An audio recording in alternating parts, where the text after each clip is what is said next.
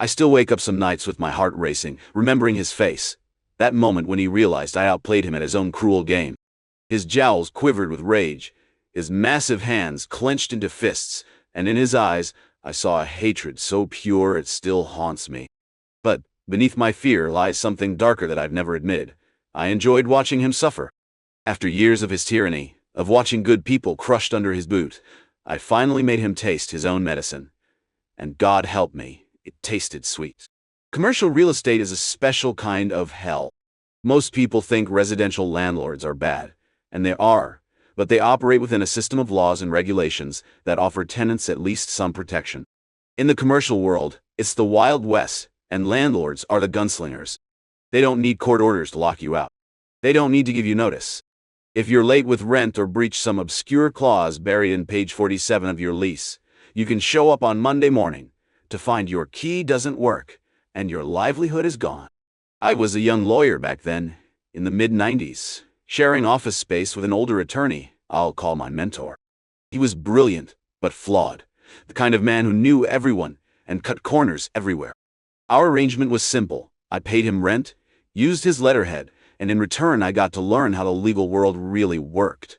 Not the sanitized version they teach in law school, but the messy, complicated reality of helping real people with real problems.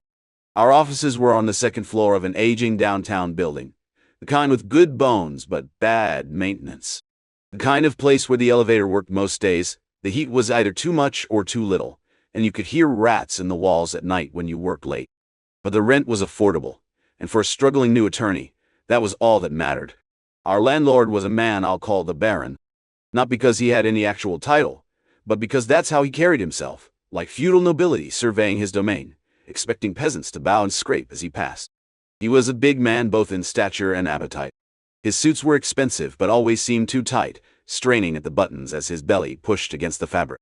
His face was perpetually flushed, his voice always a few decibels too loud for whatever room he occupied. From the moment we met, there was tension. I'm not sure if it was my youth, my refusal to be intimidated, or something more visceral, but we took an instant dislike to each other. Where other tenants would avert their eyes when he passed in the hallway, I would meet his gaze. Where others would stammer apologies when he complained about trivial infractions of building rules, I would calmly point out the failings in his own maintenance obligations.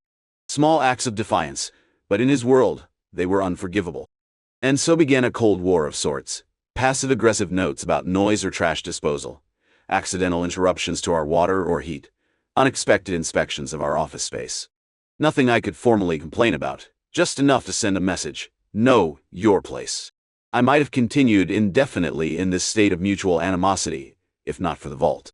It was a restaurant in the basement of our building, a cozy place with brick walls and low ceilings, where the centerpiece was an enormous bank vault, dating back to the building's origins as a financial institution. The vault was massive, thick steel door, gleaming safe deposit boxes lining the walls, the whole thing weighing close to 100 tons. The owner had turned it into a unique dining space, with a couple of tables inside where patrons could enjoy their meals surrounded by this relic of financial history. I ate there often, partly because the food was excellent, but also because it became a sanctuary of sorts. Down there in the basement, the Baron's presence seemed to fade. It was a place where tenants could gather and speak freely, sharing their landlord horror stories over wine and pasta. The owner, a passionate chef with tired eyes and flour-dusted hands, had created something special, not just a restaurant, but a community. Until the day the Baron decided to destroy it. It was an unremarkable Tuesday when everything changed. I'd gone down to the vault for lunch, craving their carbonara, a dish so perfect I sometimes dreamed about it. The restaurant was quiet, just a few tables occupied.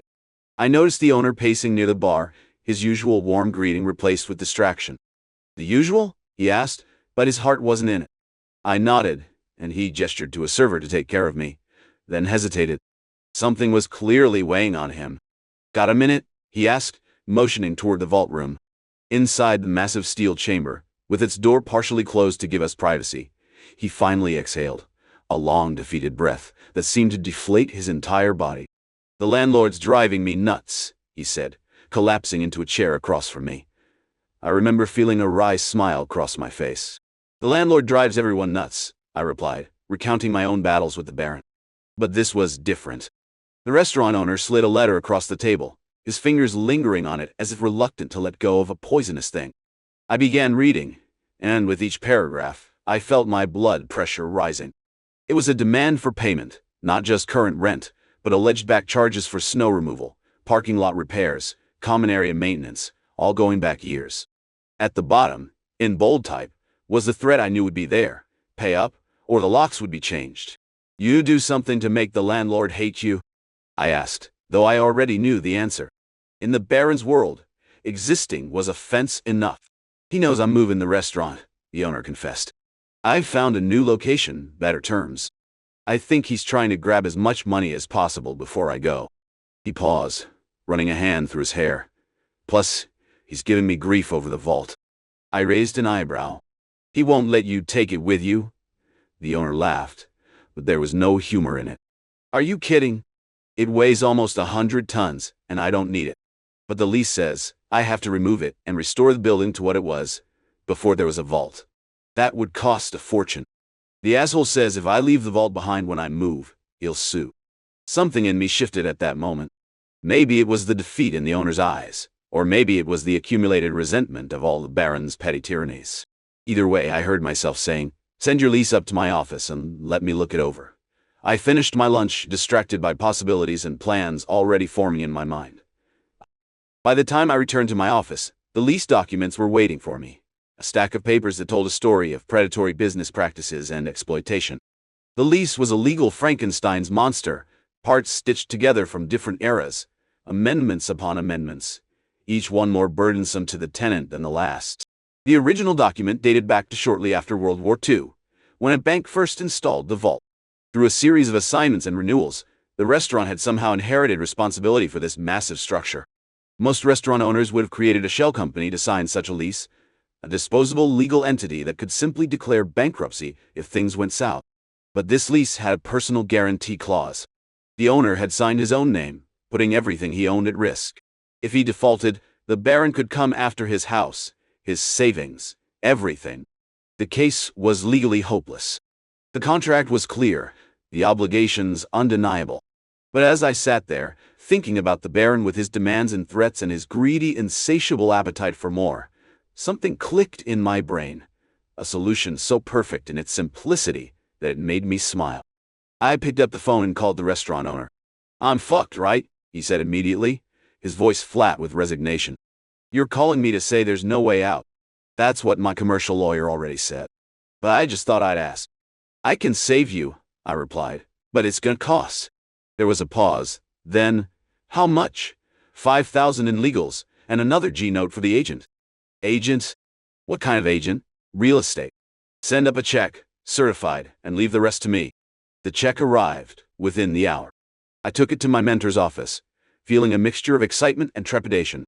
What I was planning wasn't illegal exactly, but it wasn't something they taught in law school either. "I need a real estate agent," I said. My mentor looked up from his paperwork. "You buying a house?" "Nope." "Selling a house?" "Nope." He studied my face for a moment, then leaned back in his chair.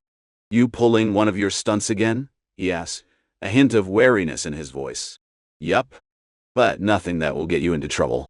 He reached for his old Rolodex and flipped through it deliberately. "I know a guy," he said finally, which was his answer to most problems. The agent my mentor recommended met me the next day. He was a thin man with shifty eyes and expensive shoes, the kind of person who operated in the gray areas of business. I told him what I needed, agreed to terms, handed over the necessary papers in cash, and set my plan in motion. A few days later, I returned to the vault for lunch. The owner saw me enter and hurried over, his face tight with stress. "The landlord's here," he whispered.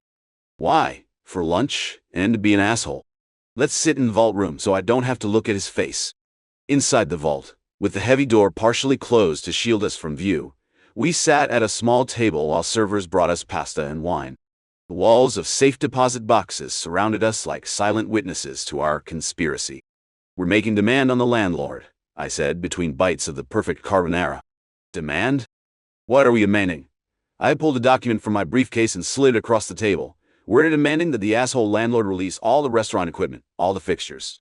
The ovens, the freezers, the ventilation, everything you need to run a restaurant. The owner frowned as he scanned the paper. The lease exempts all that stuff. He can't stop me taking what I want. The only thing that matters is the vault, and of course I don't want that. I shook my head. You need the vault, I insisted, and we're demanding that he release the bank vault as well. We're insisting that he let you take it out within 7 business days. The owner stared at me in confusion. You think you can beat the landlord with reverse psychology? You think if you treat him like a 2-year-old you can manipulate him into doing what you want? We'll find out soon enough, I replied calmly.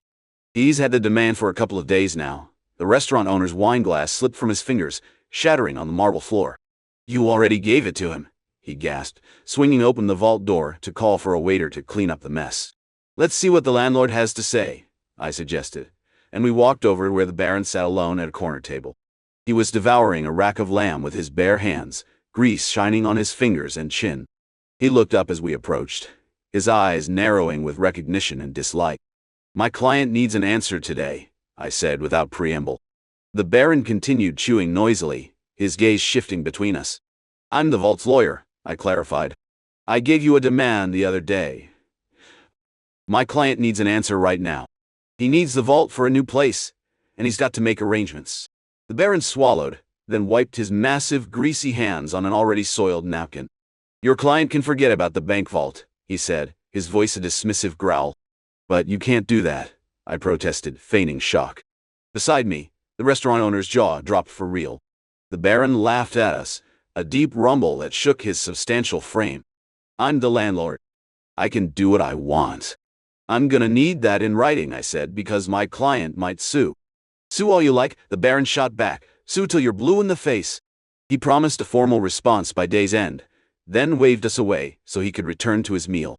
When his letter arrived, claiming ownership over the bank vault, I brought it downstairs and showed it to my client. How the hell did you do that? He asked, eyes wide with disbelief. Trade secret, I replied with a smile. The following month, the Vault restaurant moved to its new location. I missed having it in our building, missed the food, the atmosphere, the sense of community it had created. The space downstairs remained empty, the massive bank vault still sitting there like a dinosaur fossil, untouched and unwanted. The new restaurant, also called the Vault, as a nod to its history, preserved much of the original's charm. It was similar in many ways, except for the absence of the actual vault. That remained in the basement of our building, all 100 tons of it, exactly where it had always been. I showed up for work one morning to find my mentor waiting for me with an odd expression on his face. The landlord's looking for you, he said. Oh yeah? What about? He's really angry. He said his deal fell through. Deal? What's I asked, feigning ignorance. He was supposed to rent the place downstairs to a new tenant, a bank or a credit union or something like that. They were supposed to come in to sign a lease, but they didn't show up. And what's that got to do with me? I asked innocently. I repeated the same question to the Baron himself when he cornered me in the hallway a few days later. His face was mottled red with rage, veins standing out on his forehead as he jabbed a thick finger into my chest. I know you were behind this, he hissed, jowls quivering. I know it was you. That offer from the agent. It was all bullshit. Just a trick to make me keep the vault, so that your client could sneak out of the place and leave that fucking bank vault behind. I'm gonna sue. I took a step back, straightened my tie. If you're looking for counsel, I think I'm going to have to declare a conflict. I'm gonna sue the restaurant and that agent, and I'm gonna sue you.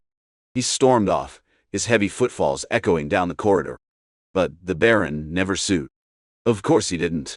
He had no contract to sue on, only a vague letter of intent that I'd carefully drafted, just enough to hook a greedy landlord accustomed to having his way.